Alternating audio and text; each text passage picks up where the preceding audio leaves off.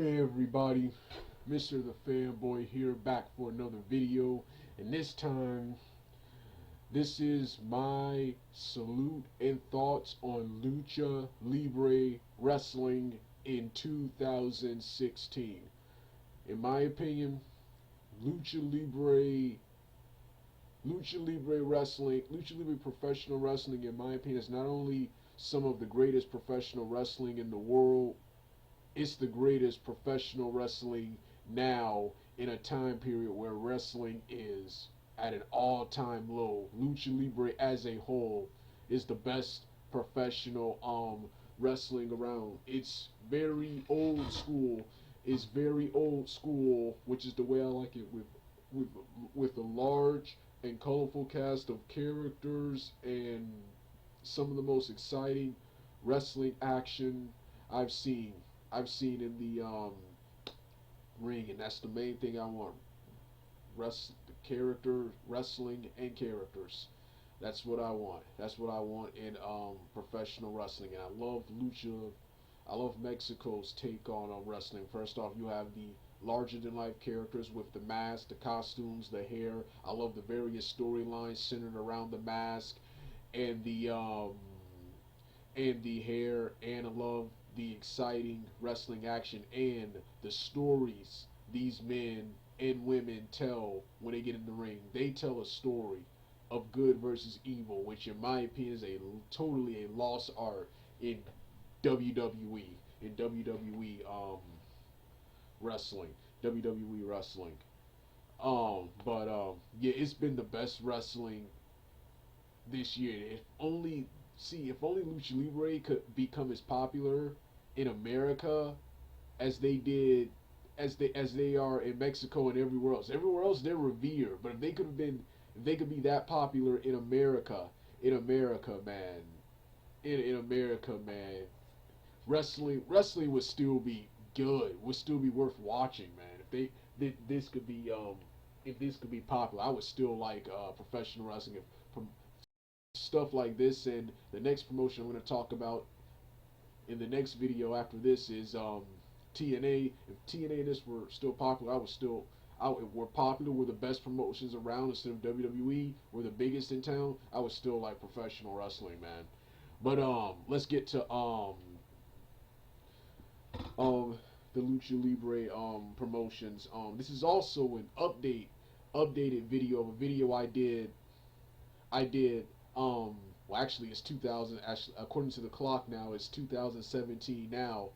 It's January 1st 2017. So a video I did I think September or October of this year, I did a video saluting Lucha Libre. This is an update to that video. You can kind of call this the 2017 update to this video, where I talk about that video was me talking about Lucha Libre wrestling in general. I'm going to talk about today's Lucha Libre professional wrestling. Today's Lucha Libre professional wrestling, and yeah, the current Lucha Libre promotions in Mexico today, of course, are the biggest promotion in town. Are the two biggest promotions. First, you got the oldest promotion in existence, CMLL, Consejo Mundial de Lucha Libre. Then of course you got the AAA promotion, probably the most popular promotion in Mexico right now. Then you got the IWRG Wrestling Group. I think that's what's called, International Wrestling Revolution Group A, something like that. Something like, which is an which is a Mexican independent promotion. Then you got a brand new Lucha Libre promotion called Lucha Azteca, which calls their shows Lucha Liga Elite, something like that. Which is this is probably right here, probably the best. This and CML are probably the best promotions around. The International Wrestling Group is awesome. However, they don't have that many wrestlers I know. The only one I'm familiar with is my boy Mr. Aguila, who, despite being announced despite being a part of the CMLL roster, he hasn't made an appearance on the CML roster this year, despite being part of that roster. So this promotion and the Liga Light promotion is where he's been. He's been um, working the various indie circuits so in Mexico. So that he's the main reason I watched that. Then you got the Liga Light, which features wrestlers from both the AAA and the CMLL promotion, which is also cool because I always wanted to see the best wrestlers from AAA go one on one with the CMLL promotions. While I like the fact they still have their rivalries, they still have their Monday Night Wars.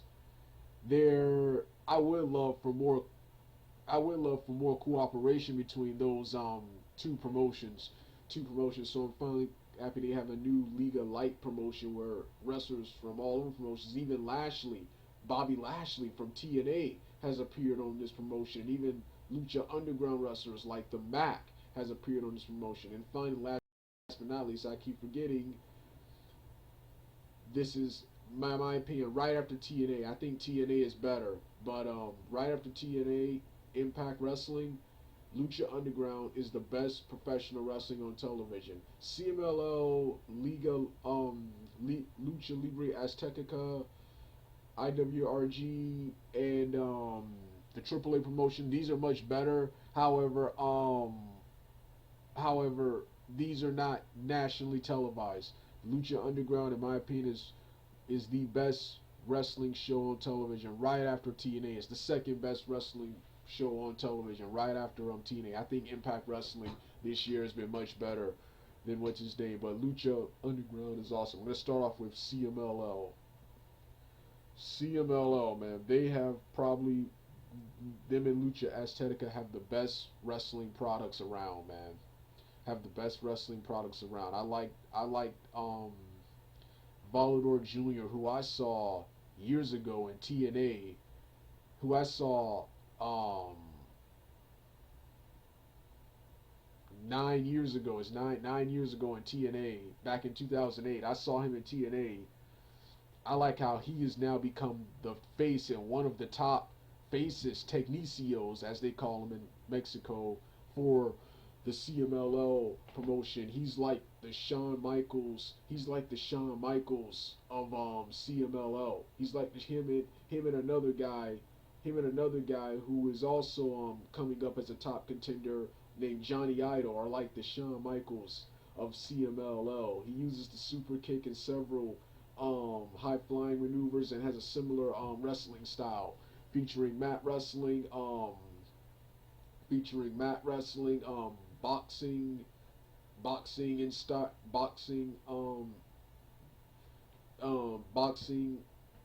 boxing inspired theatrical style punches is popular with not only the men but the ladies. So yeah, Volador Jr. He's become the Shawn Michaels of CMLL. Then you got Marco Corleone, who most of you American fans know him better as Mark Jindrak from WCW and WWE. I like how this guy, they took a an old school American style powerhouse wrestler that can fly into a luchador, not only that, into a top star and a celebrity there. He's been on various, Marco Corleone's been on various Mexican soap operas. He's like the Hulk Hogan, Ravishing Rick Rude of CMLL. He has this. Right now he's a top baby face. And he takes off his clothes like a stripper for the ladies, kind of like takes off his clothes like a stripper and does the hips thing like Val Venus and legendary Ravishing Rick Rude did. Rick Rude did. So yeah, he's like the Hulk Hogan. There. He's usually seen teaming up with either Volador, Maximo Sexy, a wrestler with a homosexual gimmick.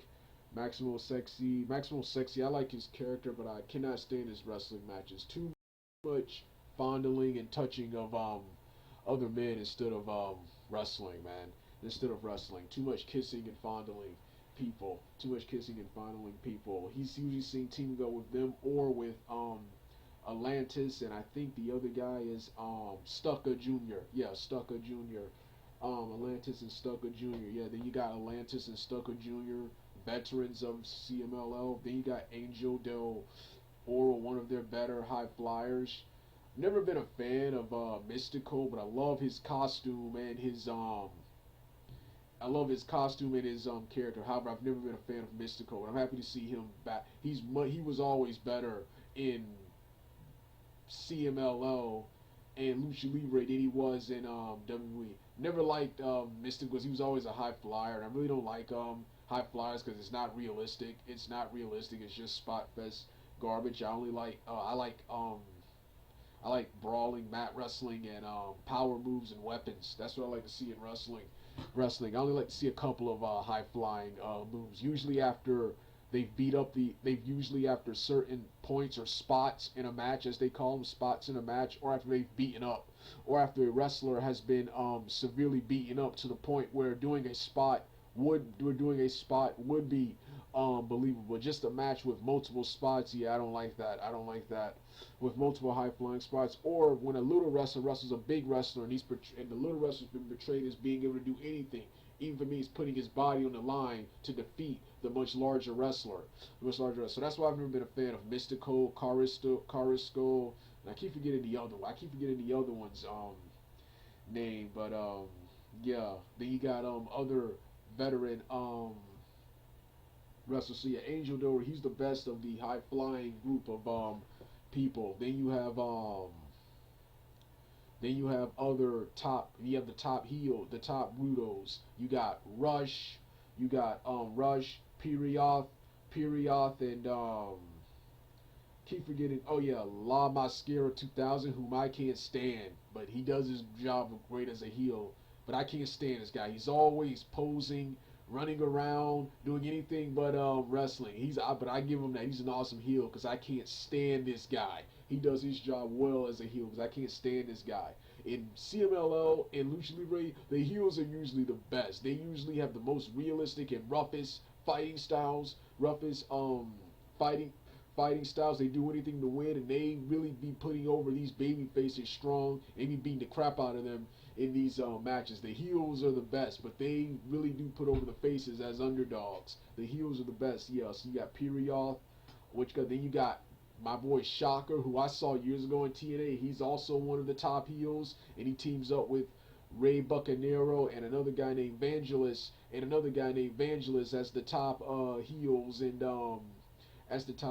Ray Bucanero, saw him years ago in TNA too. So I think he was a face back then. Now he's one of the top heels. Now he's one of the top heels in CMLL. So then yeah, you got those guys. I mentioned the Johnny Idol guy, one of the only. This guy, he's either American or English, or British. I can't really tell. He doesn't have a Wikipedia page. His name is listed, but he doesn't have a Wikipedia page. But this guy is also, just like Volador, this guy is just like Shawn Michaels. It's just like Shawn Michaels. Then of course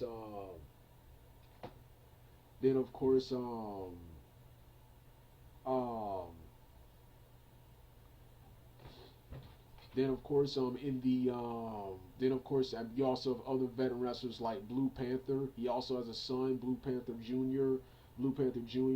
Another veteran wrestler, Olympico, who also wrestles as a heel and has a brand new badass look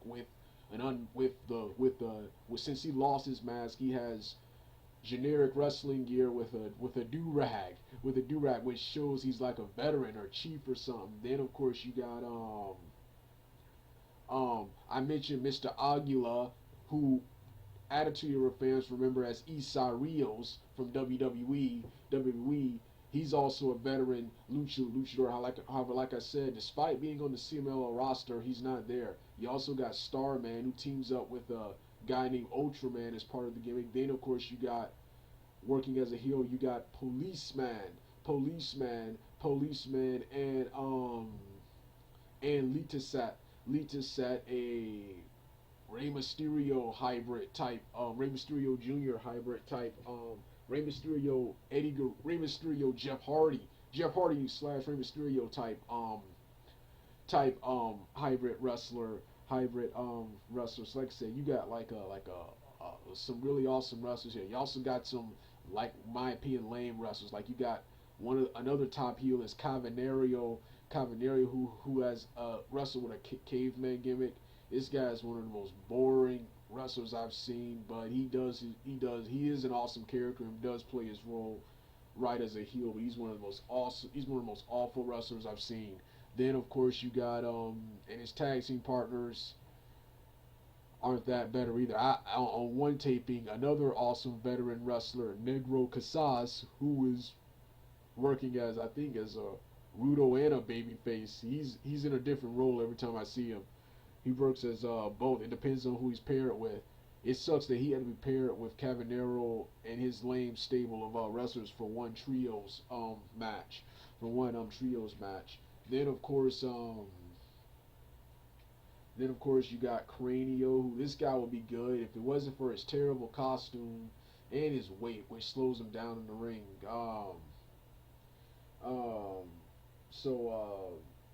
Yeah.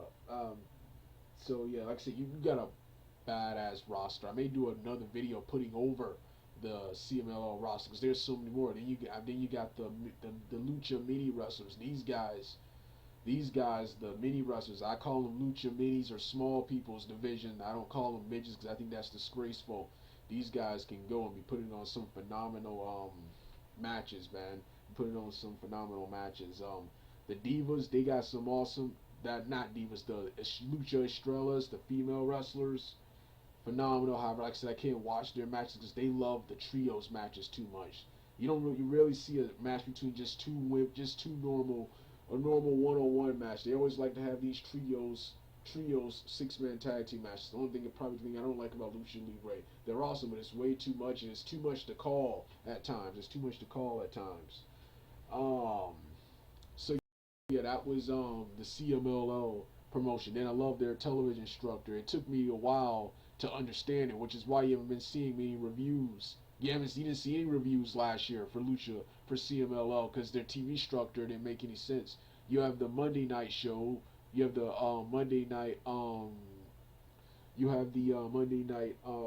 show. Then of course you have a Tuesday and Friday night show called Super Viernes, which stands for Super Friday, where they go to a big arena. The Monday night show is at the Arena Mexico, which is a tiny arena, almost like Impact, almost like TNA Impact, which is a tiny arena. Then but for Tuesday, Friday nights, and of course they have 6 major pay-per-views. They go to this super large arena. I love their television structure. And now that I understand their television structure, I may try to review more of their shows this year. Now I may go back and review some of the ones from 2016 that I like, since I have them saved for my own private viewing. But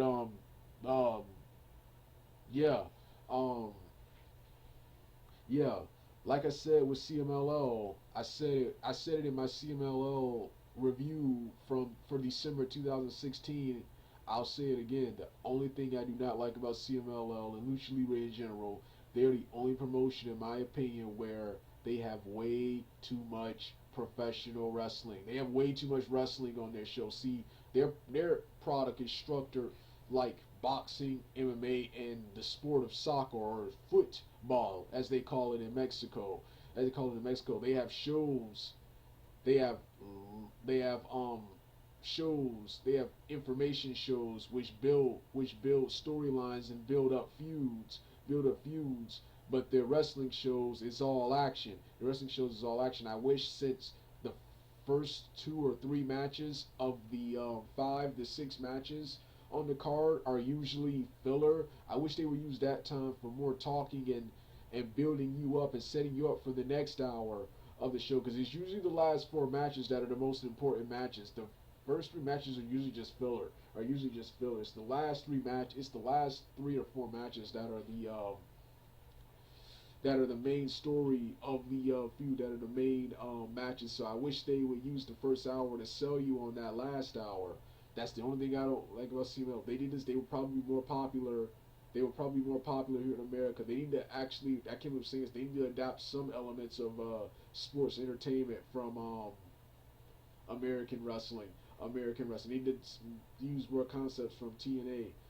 Then of course you got the next promotion, Lucha, the AAA promotion, probably the most popular Lucha Libre promotion. CMLL is the biggest, and the biggest and the oldest, but you can tell they're not as popular as they used to be. They don't get the same buzz or media attention as they did. The most media attention they got was La Mascara Dorada, who wrestles as Grand Metalik on WWE Raw. He had a farewell show. He had a farewell tour. And him signing with WWE got some major news attention. But that's the closest they got into major wrestling news. It's mostly the AAA promotion that is popular, and the one that everyone talks about.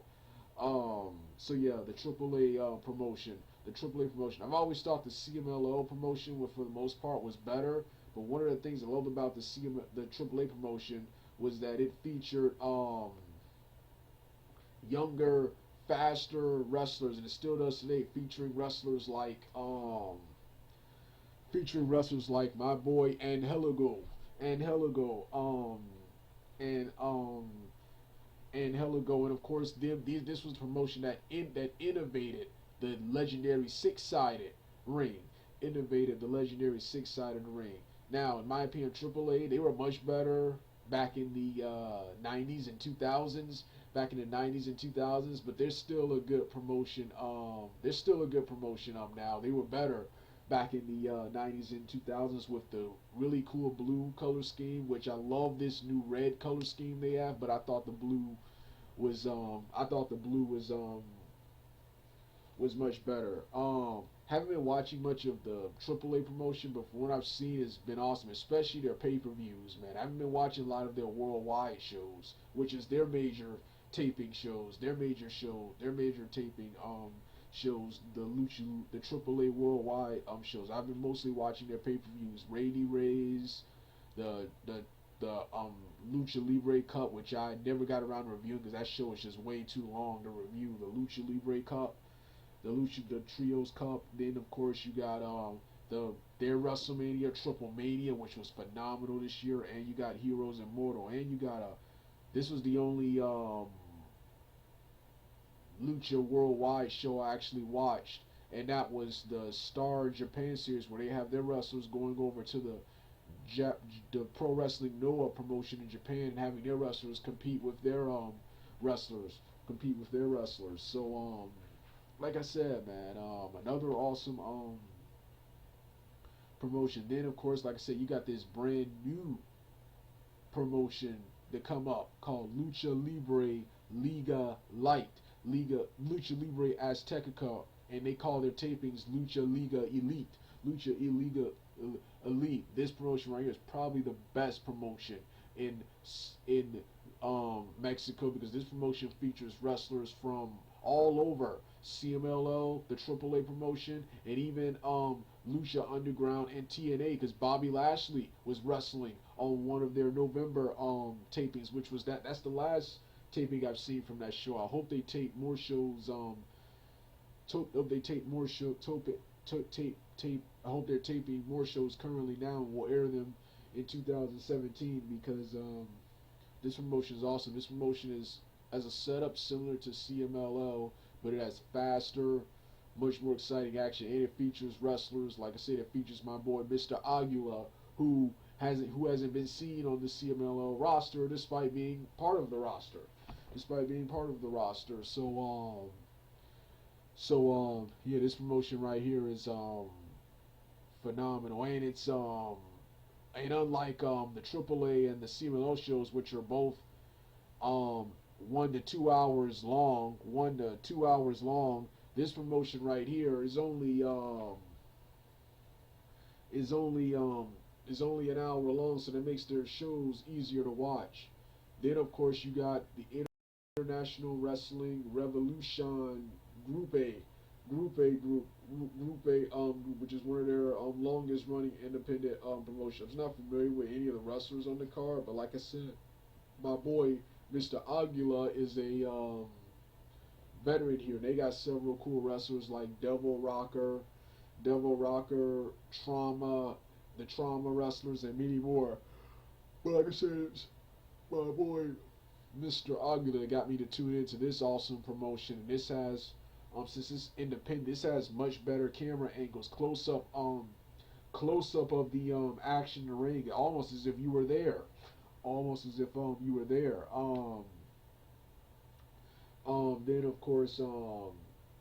Then of course, I mentioned Lucha Underground, Lucha Underground.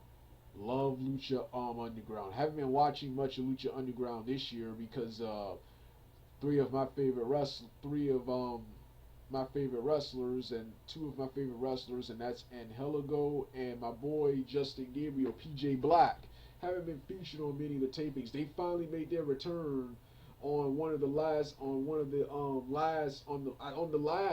Lucha Underground, on one of the last Lucha Underground tapings, for this year, but they haven't been appearing as much, so that kind of disappointed me. But that's been a promotion. You've had the independent wrestler who I saw 6 years ago, AR Fox.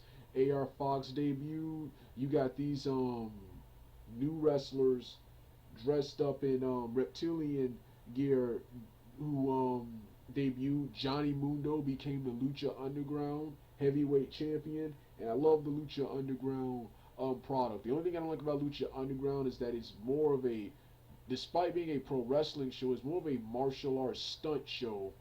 More of a martial arts stunt show than a wrestling show. You see more martial arts and spots than you see technical wrestling. But I love the product. The product is a mixture not only between, is like a fantasy version of Lucha Libre version of ECW, the ECW promotion. But love the storylines, love the characters and the roster, and it's just a phenomenal show. And can't wait for season 4. And finally happy Johnny Mundo is champion. Sucks he couldn't do it as a face, but finally happy Johnny Mundo's champion. Lucha Underground did what WWE failed to do, and that was use John Morrison the right way, and I'm happy they did that.